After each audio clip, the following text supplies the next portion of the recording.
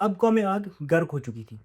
کچھ ٹائم تک تو سب ٹھیک رہا، لیکن زیادہ وقت تک نہیں۔ پھر وہ قوم آئی جو پتھروں کو تراش کر گھر بناتی، جو نرم زمین پہ بڑے بڑے محل بناتی، جن کی زمین فرٹائل تھی، جو بہت لگژریس لائف جیتے تھے، جو ریچ تھے، مالدار تھے، سب کچھ تھا ان کے پاس۔ صرف ایک چیز نہیں تھی، وہ شکر نہیں کرتے تھے، یعنی شرک کرتے تھے۔ پھر اللہ تعالیٰ نے ایک نوجوان کو اٹھایا جو ان میں سے ہی تھے۔ وہ بہت عقل مند تھے، سچے تھے، بہت شریف تھے، لوگ ان سے بہت محبت کرتے تھے، ان کی بہت عزت کرتے تھے ان کی کوالٹیز کے لیے، ان سے ایڈوائسز لیتے تھے، تب تک جب تک انہوں نے لا الہ الا اللہ نہیں کہا۔ جی ہاں، وی آر ٹاکنگ اباؤٹ صالح ابن عبید علیہ السلام، قوم سمود سے۔ قوم سمود وادی قرہ میں رہتی تھی، جو حجاز اور سیرہ کے درمیان ہے، جس کو آج ہم مدائن صالح بھی کہتے ہیں۔ ان کو اللہ تعالیٰ نے قوم عاد کی طرح کچھ کوالٹیز دی تھی، جیسے انجینئرنگ کی کوالٹی۔ یہ پہاڑ کو تراش کر گھر بناتے، نرم زمین پر بڑے بڑے محل بناتے، ان کے پاس فارمنگ کا بہت زبردست سسٹم تھا، یہ ایک بہت ایڈوانس قوم تھی۔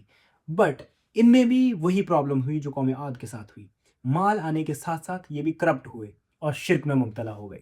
پھر صالح علیہ السلام نے اپنی قوم سے کہا، اے میری قوم، اس اللہ کی عبادت کرو جس نے تمہیں بنایا ہے، جس نے تمہیں یہ نعمتیں دی ہے۔ اور سامنے سے جواب یہ آتا ہے کہ ہم اپنے باپ دادا کا دین چھوڑ دیں، اور ہمیں تو آپ کے دین پہ شک ہے۔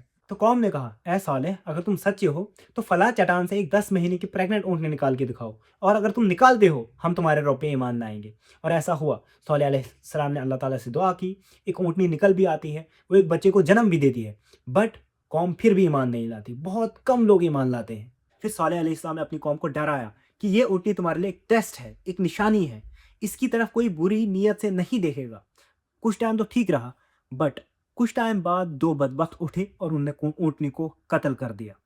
انہوں نے صرف اونٹنی کو قتل نہیں کیا، انہوں نے اللہ تعالیٰ کی نشانی کو قتل کیا، انہوں نے اللہ تعالیٰ کا عہد توڑا، اور انہوں نے وقت کے نبی کو چیلنج کیا۔ پھر وہ لوگ صالح علیہ السلام کے پاس آئے اور کہا کہ ہم نے تمہاری اونٹنی کو قتل کر دیا، اگر لا سکتے ہو عذاب تو لاؤ۔ صالح علیہ السلام نے جواب دیا، 3 دن تم اپنے گھروں میں مزے کرو۔ اللہ تعالیٰ نے صالح علیہ السلام کو کہا، تم اپنے ساتھیوں کے ساتھ رات کے وقت بستی سے نکل جاؤ، اور وہ نکل گئے۔